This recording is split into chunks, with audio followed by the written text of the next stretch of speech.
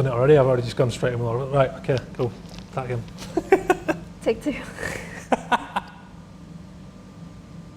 Cool, so I'm here with Laura from LJB Studio. How's it going? Yeah, I'm really good. How are you doing? Yeah, good, yeah, I'm good. So cool, yeah, we're the first Arrest on the Mix video podcast, so this is quite novel. This is something new, taking things forward, so yeah, it's very exciting. So good, glad to have you on board. Oh, no, thanks so much for inviting me. Yeah, it's cool. So what's going on? Like, where do we find you right now? What's happening with LJB Studio? At the moment, I'm still kind of building up kind of contacts with like working with independent designers. So trying to do more kind of specialist print with them. So I'm working on a project at the moment which is more like letterpressing, and for a tile company, which is quite exciting because they're like other materials which I've not kind of worked with before, but I just tried to start using them like more recently. Yeah, that's cool. So yeah, that's exciting. Nice. So well, before we get too deep into it, let's rewind a little bit then. So what's your background? I mean, were you a creative kid? What's your, how soon did you feel like this might be something you wanted to do?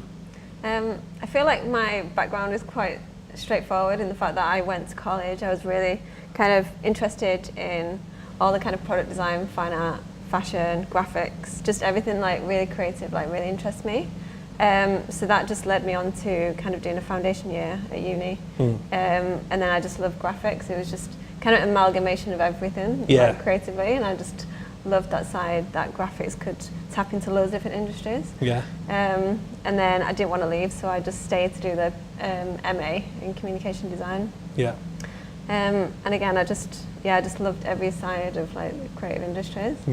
And what about really early? I mean, I'm always interested to see if people kind of, whether they drew as a child, like was it in the family, like what are the sort of very formative steps? Like, did you always just display that as a kid, so that you were interested?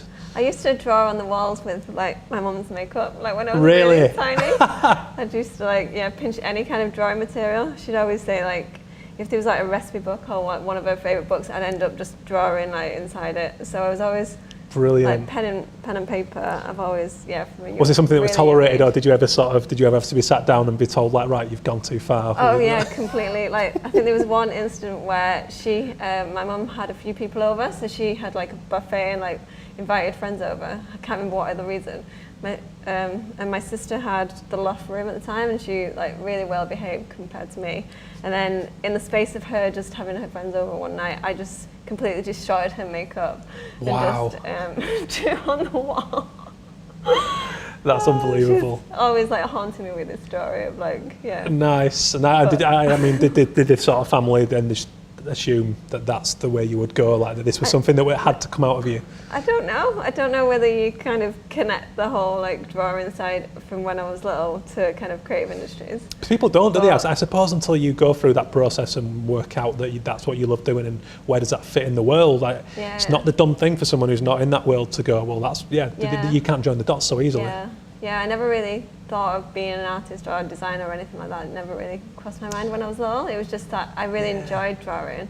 I enjoyed writing a lot, but I'm not like a creative writer, but yeah, just that whole like just physically writing down and drawing that I really enjoyed. Well, it just comes so naturally, doesn't it? I mean, we've had, you hear this conversation a lot, but you do it so instinctively and so naturally that you don't often recognise that as something that you could then transform into a career or even education. That's why I think so many people fall through the cracks. Because it's not society's done thing to go, well, that would fit there. It's a very haphazard process to understand where that works in the world. Yeah, and I think it wasn't until I got in, like from school really, just like doing like product design or something, and having that experience of doing fine art and things that I really enjoyed the creative side, but I still didn't connect like having a job and being in the creative industry. It was, I don't know, it wasn't instilled. It's not, unfortunately, is it? I mean, so at what stage, you mentioned that you loved graphic design and you sort of fell in love with that. When did you get a grasp on the difference between disciplines? Because I mean, myself, I really struggled to discern bits. I didn't know what, I thought fine art was really detailed drawing for a long time until I actually sat down and read the definition of fine art. Same goes for any other discipline. What point did you start to make sense of what was what? That's a really difficult question. I think from being at school, we were just taught like fine art and products, and that's all I had in my head, that you couldn't really make much of a career out of that. And then products was a lot harder to get into. And then even at college, we didn't really do graphics. I did graphics in my second year. That was like the first year they brought it out. And even back then, they kind of discussed graphics, but more like historical, of like, it wasn't really contemporary, or they didn't really like say what area of like graphics you could go into. So it wasn't until I did my foundation year, and I think that's what then kind of really defined what careers that you could come out of, like graphics, and whether you went down fashion or things like that. Yeah, I just always kind of went with my gut of like what I really enjoyed, and just like try and take that step at that point and just try and decipher like what. I think that's a great lesson for anyone, a really great point you make, because so many people look to see what's going on and what they feel is expected of them, as opposed to listening to how they feel and how they respond to things. And I think that's often the foundation of creativity is exactly that, responding to what's in front of you.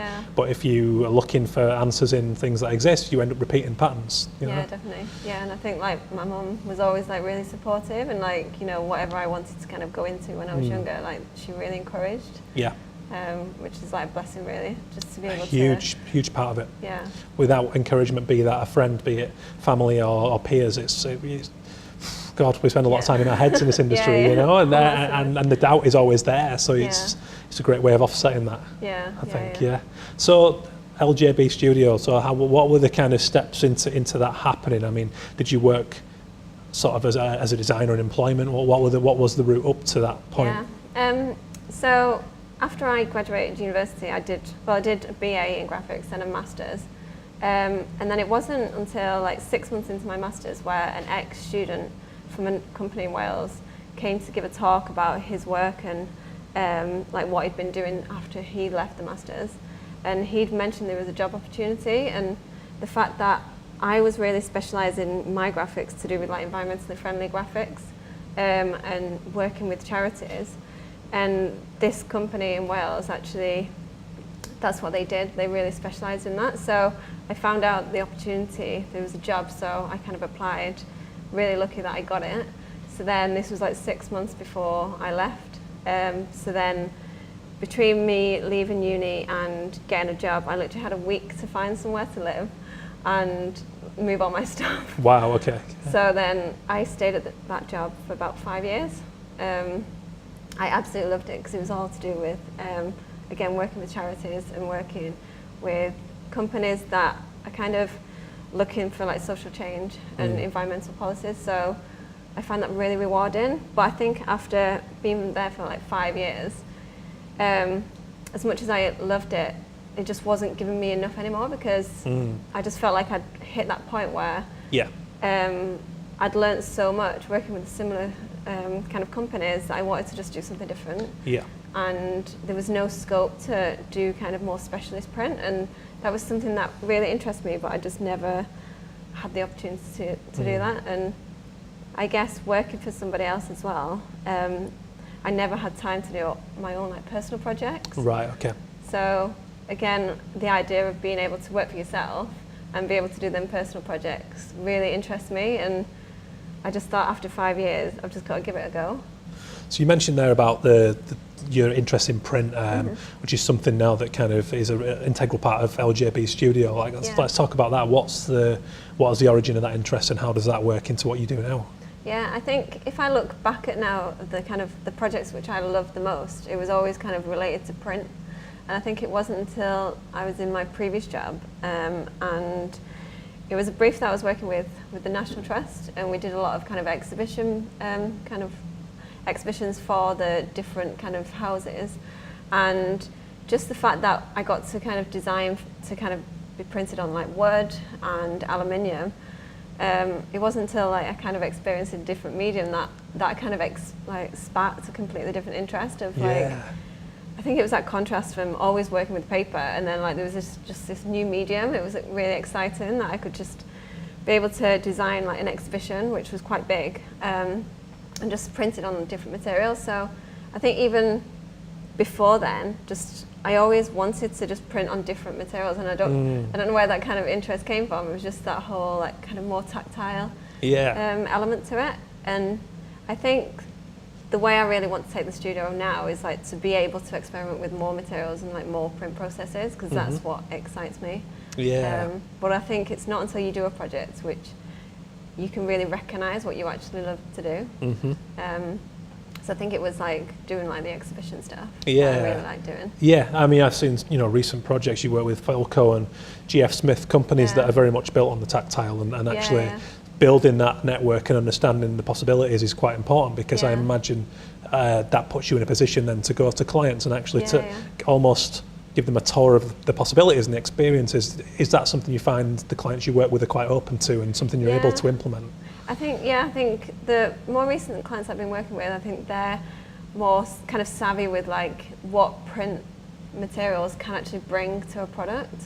So, and their kind of acknowledgement of like using different papers can actually change the feel of something or how people perceive different brands. And I think the fact that they're more accepting and are more knowledgeable now, it just makes my life much easier to then be able to kind of sell an idea through a concept of using a certain material, which it just makes it so much more enjoyable, the fact that they understand it as well. And I mean, and going through that process, you know, that's something we've mentioned in the past that's important to what you do in your work in practice. You know, enabling a client or an audience to invest in your love of that process and the print process and everything that goes into a job, which is often underappreciated when you see a finished result.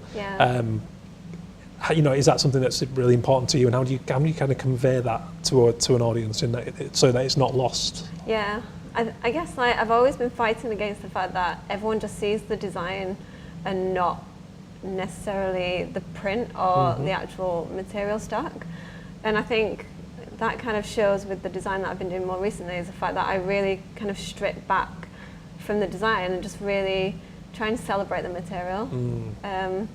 So I think over time my work has been quite full on with colour to like really minimal, just for the fact that I'm trying to really celebrate the actual materials. So it's, it's a different way of working. Do you feel it's something that's taken on, almost the spotlight's been returned to it in the same way that we see in vinyl in music now, with the overload of digital information? Do you feel there's almost a resurgence in people's interest in something that you can hold that is tactile? Yeah, I think so, and I think people are more accepting of what the value lies in print as well now. So the fact that they can see it, they can feel it, is a bit more tactile. I think more people want that as well. So I think it's even more reason to like use the different materials, and I think using different materials adds a completely different layer of meaning to print as well. So I think more people recognised it when I did the wrapper project, because people could see straight away the kind of relationship between the kind of the reasoning and rationale behind the materials that I use to bring more kind of concept to the print work. So I think when people can actually see the relationship and what it actually brings, they want it more, I guess. Well, yeah, because people appreciate the thinking and you know, and the conceptual skills that go into that, which are hard learned. You know, that doesn't come easy. It's something that takes years to appreciate those things sometimes. So, I mean, we mentioned personal projects and said you didn't have time in the old work. But what kind of stuff? You know, I mean, what have you been working on recently? What are some favourite personal projects that you've worked on? Well, apart from the magazine, which is like my favourite thing, I think just starting the kind of greetings cards. I think every Christmas I try and send out to clients a card just as like a thank you, and use that almost as like a personal project, just something for me or the studio, just another way of like being able to experiment with something else. And that was just an opportunity that I could use like letterpressing. So I think that's my most recent one. But then before that, I tried to do some kind of studio stationery. So again, it was just trying to do something that more of like a personal project that I wanted to do. The thing with personal projects is, and you find this with most people, it just allows you to explore your own character more, which is crucial to creativity, to lead with what's in your heart, what's exciting you at any given time. Was that something that helped you gain a greater awareness of who you are and what's going on in there? Oh yeah, massively. I think it really, like, personal projects really like help to understand your own personality. Yeah. Like the reason why did I create this stationery is because I really wanted to do stationery design, which I didn't really realize it until you do it. Then you find this whole new passion for something, and then actually from doing stationery and even the greetings cards, that's then, even though it was a personal project, that's brought in other kind of client work. So I think the personal projects are like really important just for you to just creatively kind of express yourself in a way which is so much more personal. Yeah, which I think brings us nicely to the big project that's going on now, the Design Giving. Let's talk about that. I mean, a magazine, an annual magazine. I mean, I'll let you take it from there, but it's incredibly exciting. Yeah, really exciting. I think it's been a very long personal journey to get to the magazine stage. I think I originally had the idea like 6 years ago. And at the time, it was just very much just a name, Design Giving, and just a kind of a concept, really. It wasn't until 2 years ago I changed it into a magazine. But I think when I started Design Giving, it was at a time when I was actually in my job for about 3 years, or like working for somebody else for 3 years, and I felt like I'd lost my own personality in my work because I was working with a lot of brands which had brand guidelines, and there was no way of like having that kind of personal influence onto your design. And I guess I was just going through a lot of trying to figure out what it is that I do or what I want to do more of, and I just came up with the phrasing of where design thinking becomes thoughtful giving. And it was that whole kind of summarization. I felt like that sentence just summed up exactly what I wanted to do, but I didn't actually know how it fitted in what context. And because a lot of my work up until that point really had almost kind of a charitable or social kind of positive impact, I almost felt that kind of design and giving side really summed up what I am as a person. And then I guess it wasn't until really trying to explore like what that actually was 4 years, and then I turned it into a magazine. I guess the idea behind the magazine is to be able to work with other like independent designers and makers that also have this kind of thoughtful giving behind their work. And I guess the format of the magazine just lended itself really well because you can almost like showcase other designers' work, really talk about their work and rationale of the reason why they're using certain materials, and being able to have this kind of continual conversation about a topic which I felt like a book almost was a bit final. So like it was almost like it would be out and then that would be at the end of the conversation kind of thing. So, and I think the idea for the magazine also plays a lot to my strengths as a designer. I think that's really quite inspiring to hear someone that takes care of that, to find out what that is before going down that road, you know, and therefore I just think it adds more value to the magazine itself, knowing that that actually is the right format for this idea, and actually that there's so much personal investment gone into that. And I guess that feeds back into your love of print also, and that tactile. So, you know, is that the case? And also, you know, how did you go about choosing who was going to be featured in the magazine? Yeah, it was really difficult to kind of whittle it down because I didn't want to have a magazine which was endless, like a whole catalogue with loads of different people, but so I tried to be quite almost a bit bespoke and keep it down to like 16 independents. But then it took me about 12 months to actually, for me, like thinking of the idea of including other people, to researching people that I kind of stumbled across or met at a kind of an exhibition. It was just this kind of collaboration of trying to whittle it down to 16 people was really difficult. But what I did have at the time, I almost gave myself a bit of a criteria. So I really wanted to celebrate people who really love materials and print. So they had to tick like lots of different values in terms of whether they use like sustainable materials or tried to use high quality materials that were a bit more built to last. And then they almost had to have this kind of social element as well. So whether they were doing it to educate people or to give money to charity or just some kind of social aspect. And then having the kind of independent or being an independent designer was really important to me because as someone working on my own, I almost know the difficulties that it is to kind of promote yourself and get those values across. And then just wanted a kind of a plethora really of different age groups and people's backgrounds, just to give that kind of collection. So it was almost a selective process where it made sure there was no crossovers either. So if you were using certain material, I didn't want to have somebody else having the similar material as well. Yep. So just to give that more broader view was really important. From that idea of, from arriving at that decision to design a magazine and give, make that the context for this idea to now approaching publication, how's that journey been? I mean, that must have been quite the challenge. So the whole kind of, I think at the moment, it's a really exciting time. The fact that it's nearly coming to fruition of actually being a physical thing. Yeah. So it's been a really exciting journey. So after I kind of decided that it was going to be a magazine and I collected all these people's names and contacted them, I guess it was a case of really deciding on what kind of content I wanted to celebrate about their work. Yeah, again, it shows, the eye you've got and the appreciation for value and that process. The fact that you've actually stepped back and taken the time to respect each of those individuals and their practice and your own brand, and actually found the right amalgamation of all those things. I think that shows your care for detail and why, making it the best it can be. Yeah, I think that kind of just reflects almost the way you summarised it in how that I work with the studio as well.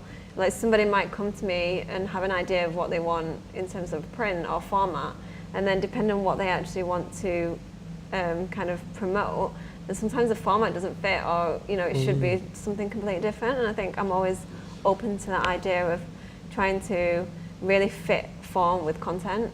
So I think that was really important to me as well. So once I'd got the content, making sure that I really celebrated the actual designers for like what they do really like best.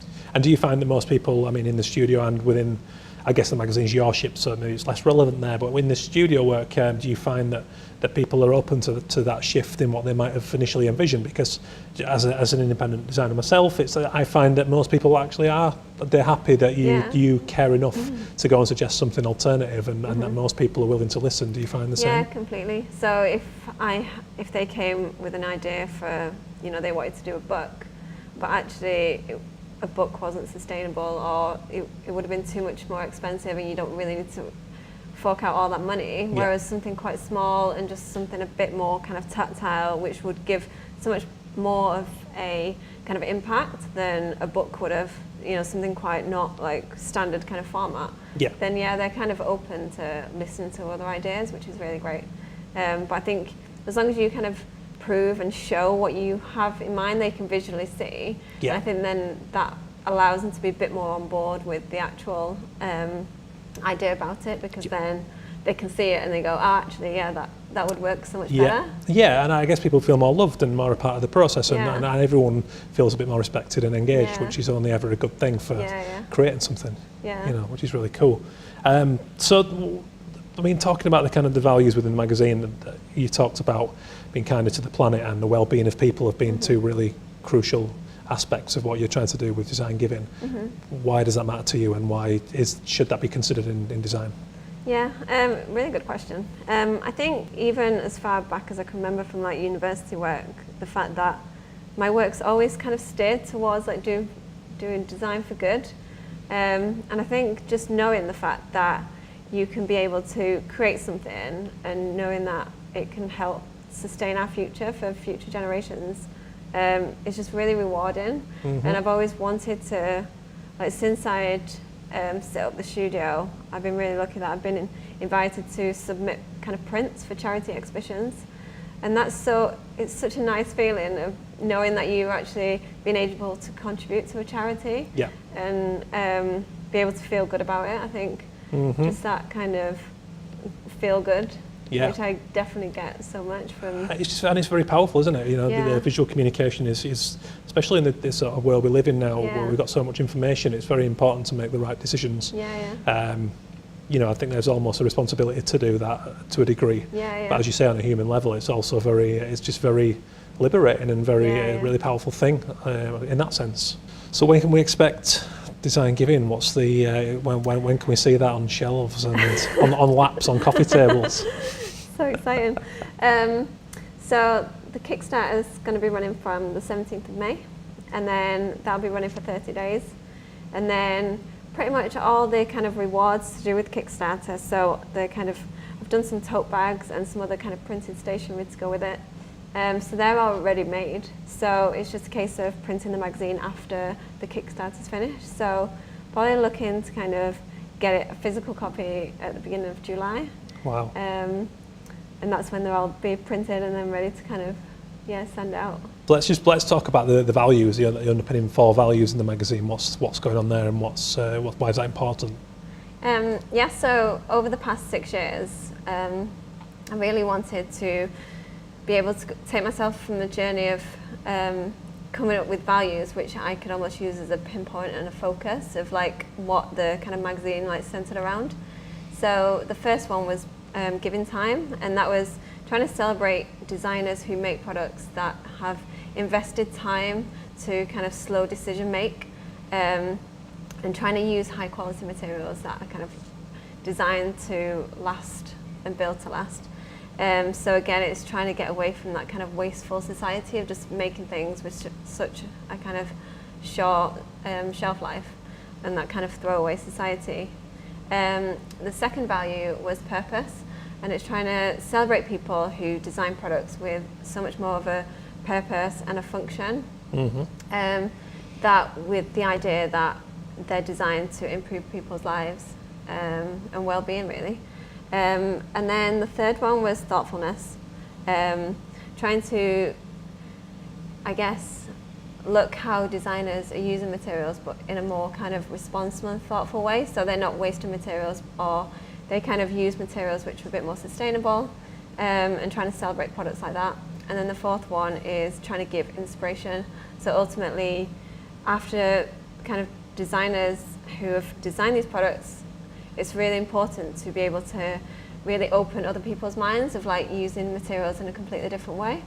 So that whole kind of, even though I'm practicing it, being able to inspire other people, which kind of gives a more of a bigger impact, I guess, was really important as well. So it's that kind of, I guess, amalgamation of those 4 different things coming together, which summarizes almost like design giving. Because I think even like the whole process of me like researching the different designers, I come across people that were using materials in a completely different way that just opened my eyes to like other possibilities and new ways of like recycling. And the fact that, I think I mentioned to you before, but how the kind of swimwear brand that I've got in the magazine, she uses kind of recycled fishing nets, which is, I would never have even put 2 and 2 together, I don't know. And just things like using kind of pineapple leaves for like a vegan leather version, which is like really interesting. But again, it's just trying to instill that kind of different way of thinking, and so just innovative. inspiring. Yeah, and just that it's just like you say, there is a lot of waste and there is a lot of disposable culture going on out there. Yeah. So actually, to pick up the pieces from that and innovate something and go the other way and create is just really quite enlightening, really. Yeah.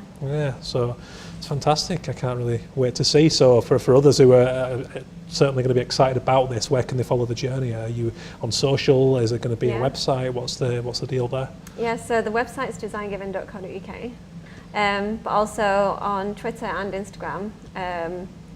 It's under just Design Giving, just all one word. So as a listener to the show, you'll be aware of the shark in the tank question that I ask people for a love and a hate, based on usually on creativity, but I'm going to ask you specifically within the process of design giving and that whole journey. It doesn't have to be love and hate, it can be a positive and a negative. I think my love would definitely be process. Yeah. I think as a creative, I find it so interesting just to look back at how ideas kind of come about, and that whole process of where you were at that moment that you came up with an idea, and then how that kind of contrast of like coming up with an idea and then the finished thing. Yeah. I just love that, the whole journey of like creating ideas. And I guess my hate, even though it's such a strong word, more related to print really, but just like typographic errors. Just like I think it was just instilled from like being at university, and my tutor Tash Wilcox, she was so finicky about her type and just like instilled this love of like really good type. So I think whenever I flick through a magazine and I just see really just bad type kerning or double spacing, that just really annoys me. Like the fact that somebody has not seen that, it just, yeah. You're a purebred geek, and I love it. Completely. Brilliant. Cool.